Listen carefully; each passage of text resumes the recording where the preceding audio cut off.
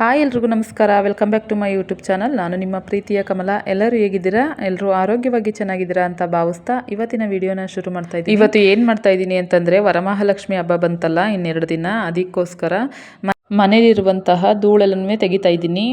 ಬೇಗ ಬೇಗ ಮಾಡಿಕೊಂಡ್ರೆ ಸ್ವಲ್ಪ ಬೇಗನೆ ಆಗುತ್ತೆ ಕೆಲಸ. ಇವತ್ತು ಸ್ವಲ್ಪ ಧೂಳೆಲ್ಲನ್ನು ತೆಗೆದು ಮತ್ತು ರಗ್ಗು ಮತ್ತು ದಿಂಬನ ಕವರ್ ಈ ರೀತಿ ಎಲ್ಲ ಒಗ್ದಾಕಬೇಕು ಅಂತ ಅಂದ್ಕೊಂಡಿದ್ದೆ. ಆದರೆ ಇವತ್ತು ನೀರೇ ಇರಲಿಲ್ಲ.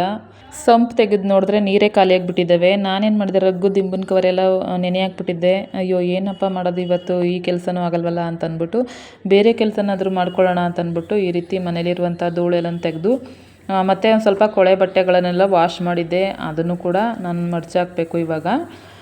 ಫಸ್ಟ್ ಈ ಕೆಲಸ ಎಲ್ಲ ಮುಗಿಸ್ಕೊಂಡ್ಬಿಟ್ರೆ ಆಮೇಲೆ ಮಿಕ್ಕಿದ್ದೆಲ್ಲ ಮಾಡ್ಕೋಬೋದು ಅಂತ ಅಂದ್ಬಿಟ್ಟು ಈ ರೀತಿ ತೆಗಿತಾ ಇದ್ದೀನಿ.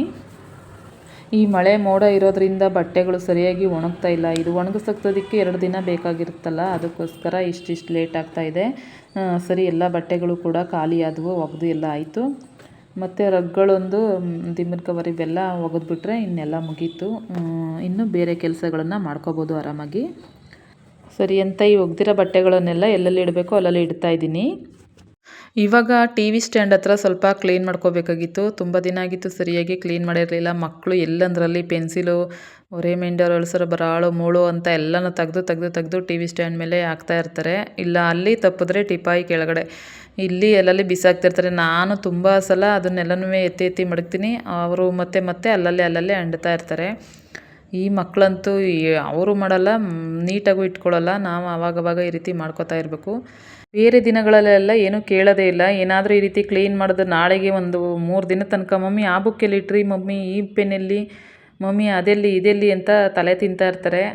ಕ್ಲೀನ್ ಮಾಡಿದ್ರೆ ಈ ರೀತಿ ಗೋಳು, ಕ್ಲೀನ್ ಮಾಡ್ದಂತೆ ಇದ್ದರೆ ಎಲ್ಲ ಅಂಟ್ಕೊಂಡು ಒಂಚೂರು ಚೆನ್ನಾಗಿ ಕಾಣಲ್ಲ. ನನಗೂ ಹೇಳಿ ಸಾಕಾಯಿತು. ಈ ಮಕ್ಕಳಂತೂ ಹೇಳಿದ ಮಾತೇ ಕೇಳಲ್ಲ.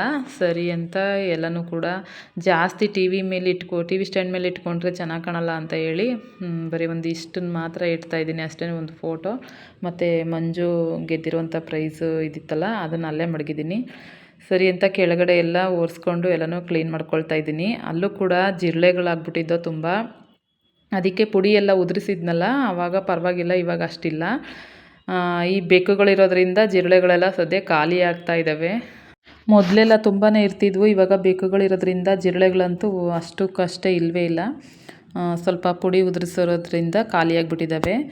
ಸರಿ ಅಂತ ಇಲ್ಲೆಲ್ಲ ಕೂಡ ಕ್ಲೀನ್ ಮಾಡಿಕೊಂಡು ಎಲ್ಲ ಎತ್ತಿಡ್ತಾ ಇದ್ದೀನಿ. ಯಾವುದು ಬೇಕೋ ಅದನ್ನ ಇಟ್ಕೊಂಡು. ಈ ಒಂದು ಹಾಳೆನೂ ಕೂಡ ಎಸೆಯೋದಕ್ಕೆ ಭಯ ಆಗುತ್ತೆ. ಯಾಕಂದರೆ ಮಂಜು ಅಂತೂ ಒಳವ್ರ ಥರನೇ ಆಡ್ತಾ ಇರ್ತಾನೆ. ನಂದು ಅದು ಬೇಕಿತ್ತು, ಹಾಳೆ ಯಾಕೆ ಎಸ್ತ್ರಿ, ಆ ಬುಕ್ ಯಾಕೆ ಎಸ್ತ್ರಿ ಅಂತ. ಅದಕ್ಕೋಸ್ಕರ ನಾನು ಅವ್ರವ್ರನ್ನ ಕೇಳ್ಬಿಟ್ಟೆ ಎಸಿತೀನಿ ಅಂತ ಅಂದ್ಬಿಟ್ಟು ಒಂದಷ್ಟು ವೇಸ್ಟೇಜ್ ಆಗುವಂಥದ್ದನ್ನು ಮಾತ್ರ ಎಸ್ತು, ಇನ್ನೆಲ್ಲ ಅವ್ರವ್ರಿಗೆ ಬೇಕಾಗಿರುವಂಥದ್ದನ್ನು ಅಲ್ಲಲ್ಲೇ ಜೋಡಿಸಿ ಇಡ್ತಾಯಿದ್ದೀನಿ.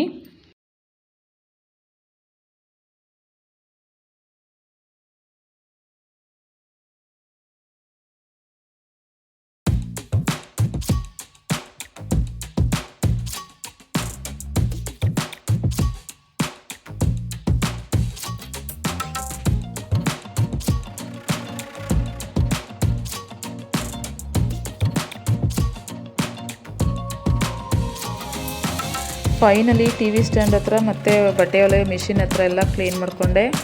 ಈ ಟಿಪಾಯಿ ಮೇಲಿರುವಂಥದ್ದನ್ನೆಲ್ಲ ಎತ್ತಿಡಬೇಕು. ಇದಿಷ್ಟೇ ಟಿ ವಿ ಸ್ಟ್ಯಾಂಡ್ ಮೇಲೆ ಇದಿಷ್ಟೇ ಇರಲಿ ಅಂತ ಅಂದ್ಬಿಟ್ಟು ಮೇಂಟೈನ್ ಮಾಡಬೇಕು ಅಂತ ಅಂದ್ಕೊಂಡಿದ್ದೀನಿ. ಇದನ್ನೆಲ್ಲನೂ ಕೂಡ ಎತ್ತಿ ಮಡಗ್ತೀನಿ. ಇವಾಗ ಹಿಂಗಿರುತ್ತೆ ಅಲ್ವಾ, ಮತ್ತೆ ಟಿ ವಿ ಸ್ಟ್ಯಾಂಡ್ ಮೇಲೆಲ್ಲ ಅಷ್ಟೊಂದು ಎಲ್ಲ ಮಡಗ್ತಾರೆ ನೋಡ್ಕೊಳ್ಳಿ. ಸರಿ ಅಂತ ಹೇಳಿ ಇಷ್ಟೆಲ್ಲ ಕ್ಲೀನ್ ಮಾಡಿದ್ದಾದಮೇಲೆ ವಾಕಿಂಗು ಕೂಡ ಹೋಗಬೇಕಾಗಿತ್ತು. ಸರಿ ಅಂತ ನಾನು, ರಾಧಾ, ಸೌಮ್ಯ ವಾಕಿಂಗು ಕೂಡ ಬಂದ್ವಿ.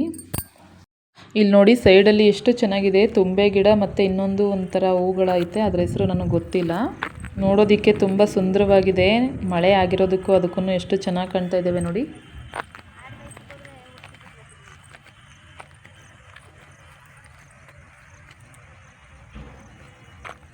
ಈ ಸೌಮ್ಯ ಆ ಹೂಗಳಲ್ಲಿ ನೆಕ್ಲೆಸ್ ಥರ ಮಾಡ್ಕೊಡ್ತೀನಿ ಅಕ್ಕ ನಿಮಗೆ ಅಂತ ಅಂದ್ಬಿಟ್ಟು ಮಾಡ್ತಾ ಇದ್ದಾಳೆ. ನೋಡಿ ಯಾವ ರೀತಿ ಮಾಡ್ತಾ ಇದ್ದಾಳೆ ಅಂತ.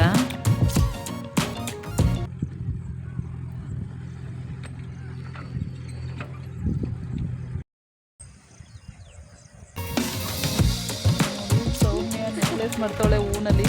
ಅದು ಯಾವ ಥರ ಬರುತ್ತೆ ಅಂತ ತೋರಿಸ್ತೀನಿ ಫೈನಲಿ. ಚೆನ್ನಾಗಿ ಬಂದ್ರೇನೋ ಸರಿ, ಇಲ್ಲಾಂದರೆ ಬೀಳ್ತವೆ ಏಟು ಒಳಗೆ. ಒಳ್ಳೆ ನೆಕ್ಲೆಸ್ ಮಾಡ್ತೀವಿ. ಅದೇ ಅವಳನ್ನೇ ಹಿಡ್ಕೊಂಡು ನೆಕ್ಲೆಸ್ ನೆಕ್ಲೆಸ್ ಮಾಡ್ಕೊಂಡು ಹಾಕೊಳ್ಳೋದು. ಒಂದು ನೆಕ್ಲೆಸ್ ತಗೊಡ್ಬೇಕಾಯ್ತು, ಹೊಸದೇ ತಗೊಡ್ಬೇಕಾಯ್ತು. ಅವಳು ಚೆನ್ನಾಗಿ ಮಾಡಲಿಲ್ಲ ಅಂತಂದರೆ ನೋಡ್ತೀನಿ ಹೇಗೆ ಮಾಡ್ತಿದ್ದಾಳೆ. ಅದೇನು ಕಿರೀಟನೋ ನೆಕ್ಲೆಸ್ ಅವ ಫೈನಲ್ ಆಗಿ ರಿಸಲ್ಟ್ ಕೊಡೋದು ನೋಡಿ. ಇದರಲ್ಲಿ ನೆಕ್ಲೆಸ್ ಮಾಡಿ ಹಾಕಿದ್ದಾಳೆ. ಹೇಗೆ ಮಾಡಿದ್ದಾಳೆ, ಚೆನ್ನಾಗಿ ಮಾಡಿದ್ದಾಳೆ ಏನೋ ಅಂತ ನೋಡ್ಬಿಟ್ಟು ಕಮೆಂಟಲ್ಲಿ ತಿಳಿಸಿ. ಓಹೋ, ಈ ಹೂನಲ್ಲಿ ಈ ರೀತಿ ಮಾಡಿದ್ದಾಳೆ ನೆಕ್ಲೆಸ್ಸು ಮತ್ತು ಬೈತಲ ಬಟ್ಟು. ಚೆನ್ನಾಗಿದೆಯಾ ನೀವೇ ಹೇಳಿ ಕಮೆಂಟಲ್ಲಿ ತಿಳಿಸಿ ಹೇಗೆ ಬಂದಿದೆ ಅಂತ.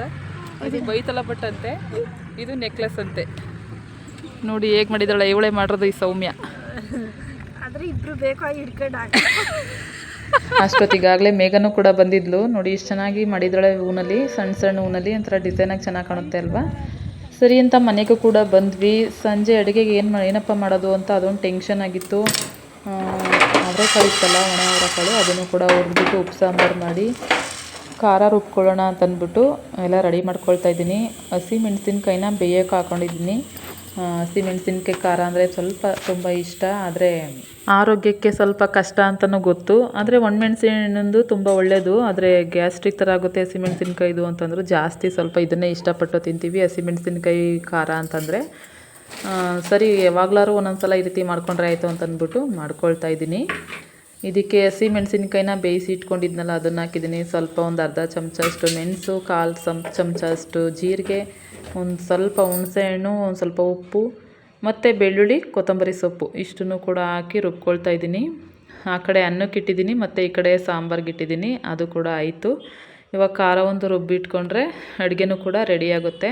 ಅಷ್ಟೊತ್ತಿಗೆ ನನ್ನ ಮಗಳೂ ಕೂಡ ಬಂದಳು, ನನ್ನ ಹಸ್ಬೆಂಡು ಕೂಡ ಬಂದರು. ಇವಳು ಅವರ ಅಪ್ಪನ ಗಾಡಿಲೇ ಬಂದಳು, ಬಸ್ಸಲ್ಲಿ ಬರಲಿಲ್ಲ, ಬಸ್ಸು ಸಿಗಲಿಲ್ವಂತೆ, ತುಂಬ ರಶ್ಶು ಅಂತ ಹೇಳಿದ್ರಿಂದ ಅವ್ರ ಅಪ್ಪನ ಜೊತೆಲೇ ಬಂದಳು. ಅಷ್ಟೊತ್ತಿಗೆ ಅನ್ನನೂ ಕೂಡ ರೆಡಿ ಆಯಿತು, ಅನ್ನನೂ ಕೂಡ ಬಸಿತಾ ಇದ್ದೀನಿ.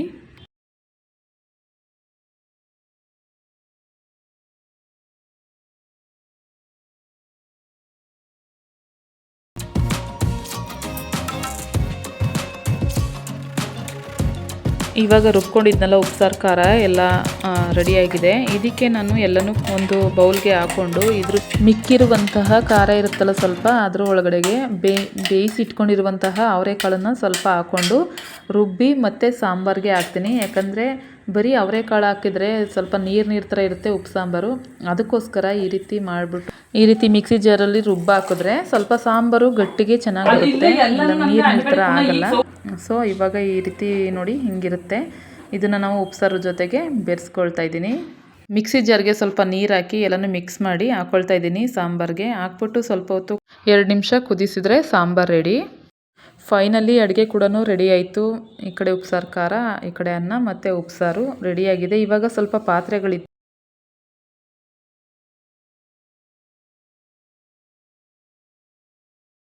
ಇದ್ದಾವೆ, ಅದನ್ನು ಕೂಡ ತೊಳ್ಕೊಬೇಕು. ತಟ್ಟೆಗಳೆಲ್ಲ ಇದ್ವು, ಅದಕ್ಕೋಸ್ಕರ ಪಾತ್ರೆಗಳನ್ನು ಕೂಡ ತೊಳ್ಕೊಳ್ತಾ ಇದ್ದೀನಿ. ಪಾತ್ರೆಗಳನ್ನೆಲ್ಲ ತೊಳೆದಿದ್ದಾಯಿತು. ಇವಾಗ ಊಟಕ್ಕೆ ಅಂತ ಕೂತ್ಕೊಂಡ್ವಿ. ಅನ್ನ ಉಪ್ಸಾರು ಹಾಕ್ಕೊಂಡು. ನನಗೆ ಉಪ್ಪು ಸಾಂಬಾರು ಮಾಡೋ ದಿನ ತುಂಬ ತೃಪ್ತಿಯಾಗಿ ಊಟ ಮಾಡ್ತೀನಿ. ಉಪ್ಸಾರು ಖಾರ ಅಂತೂ ಬೈತಾ ಇರ್ತಾರೆ ಮಕ್ಕಳು, ಅಷ್ಟೊಂದು ಖಾರ ಹಾಕಬೇಡಿ ಮಮ್ಮಿ, ಎದೆ ಉರಿ ಆಗಲ್ವಾ ಅಂತಂತ. ಆದರೂ ಕೂಡ ಕೇಳಲ್ಲ, ಇಷ್ಟಿಷ್ಟು ಖಾರ ಹಾಕ್ಕೊಂಡು ತಿಂತಾಯಿರ್ತೀನಿ. ಆಮೇಲೆ ಎದೆ ಉರಿ ಅಂತಂದ್ಬಿಟ್ಟು ನೀರನ್ನು ಕುಡಿಯೋದು. ಸರಿ ಅಂತ ನಾಳೆಗೆ ತಿಂಡಿಗೆ ಏನಪ್ಪ ಮಾಡೋದು ಅಂತಂದ್ಬಿಟ್ಟು ಒಂದು ಕುಂಬಳಕಾಯಿ ಇತ್ತು, ರಾಧಾ ಕೊಟ್ಟಿದ್ಲು, ಅದನ್ನು ಕಟ್ ಮಾಡ್ಕೊಳ್ತಾ ಇದ್ದೀನಿ. ಚಪಾತಿ ಮಾಡಿಬಿಟ್ಟು ಕುಂಬಳಕಾಯಿನ ಪಲ್ಯ ಮಾಡೋಣ. ಬೆಳಿಗ್ಗೆಕ್ಕೆ ಟೆನ್ಷನ್ ಇರಲ್ಲ. ಇನ್ನು ಬೆಳಿಗ್ಗೆಕ್ಕೆಲ್ಲ ಕಟ್ ಮಾಡಿ ಮಾಡೋ ತನಕ ಲೇಟ್ ಆಗುತ್ತೆ, ಆಗಲ್ಲ, ಮಕ್ಕಳು ಬೇಗ ಕಾಲೇಜ್ಗೆ ಹೊರಡ್ತಾ ಇರ್ತಾರಲ್ಲ ಅಂತ ಅಂದ್ಬಿಟ್ಟು ರಾತ್ರಿ ಟೈಮೇ ಕಟ್ ಮಾಡ್ಕೊಳ್ತಾ ಇದ್ದೀನಿ.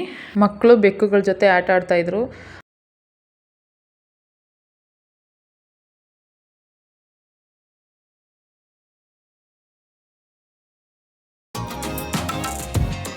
ಫೈನಲಿ ಕುಂಬಳಕಾಯಿನೆಲ್ಲ ಕಟ್ ಮಾಡಿದ್ದಾದಮೇಲೆ ಸ್ವಲ್ಪ ಬಟ್ಟೆ ವಾಶ್ ಮಾಡಿದ್ನಲ್ಲ ಅದನ್ನು ಹಿಂಡಾಕಿದ್ದೆ, ಅದನ್ನು ಒಣಗಕ್ಕೆ ಹಾಕಿರಲಿಲ್ಲ.